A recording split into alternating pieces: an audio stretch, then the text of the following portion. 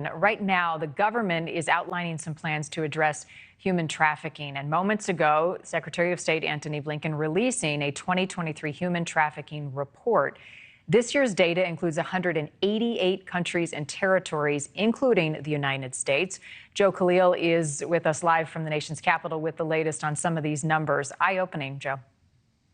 Yeah, really eye-opening to get that report today. And look, the State Department does this every year. They put out this human trafficking report. It was just made public about an hour ago. It looks at the issue globally, as you highlighted there, Marni. It is a worldwide problem. And, unfortunately, the bulk of the 100-page report focuses not so much on statistics, but on recommendations for how to address it, how to try and prevent trafficking from moving forward. And as it was released, we did hear from Secretary of State Antony Blinken, who made a couple of really important points. One is that he emphasized there are two forms of human trafficking. One is sexual exploitation, which is the one we hear more often about.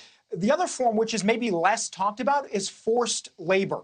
And he also emphasized the need to knock down stereotypes around human trafficking, too. The biggest one, really, is that only young girls are the victims of human trafficking. He says that's not the case.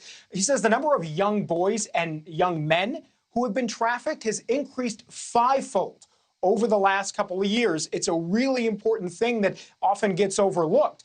Blinken says that there are also some models to successfully combat and limit human trafficking. Usually it involves a lot of collaboration, not just between different countries working together, but more importantly, officials and advocates at national levels, working with state and local levels. And he says that really is the key to try to take a bite out of this problem.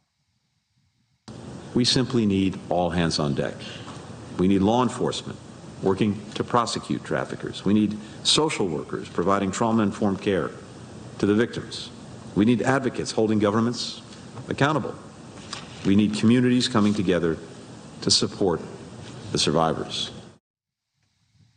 Now, there was one data point in this report, and I want to put it up on your screen here. These are just victims who have been identified, and it goes by continent and by region here. If you add all those numbers up, what you get, Marni, is about 115,000 victims who have been identified. Now, the reason that I wanted to highlight those numbers specifically is because when you take a look at the issue globally, that is really just a drop in the bucket. The estimates that they have here in this report this year and last year, something like 25 million people, they estimate, are human trafficked. So the fact that we've only identified more than 115,000 just shows you the real breadth of the problem, and that while partners globally are taking the initiative here, it is still a really tough challenge, one that we've just begun to address. A lot more people who are falling through the cracks than those who we are identifying, and people who are perpetrating it actually getting prosecuted.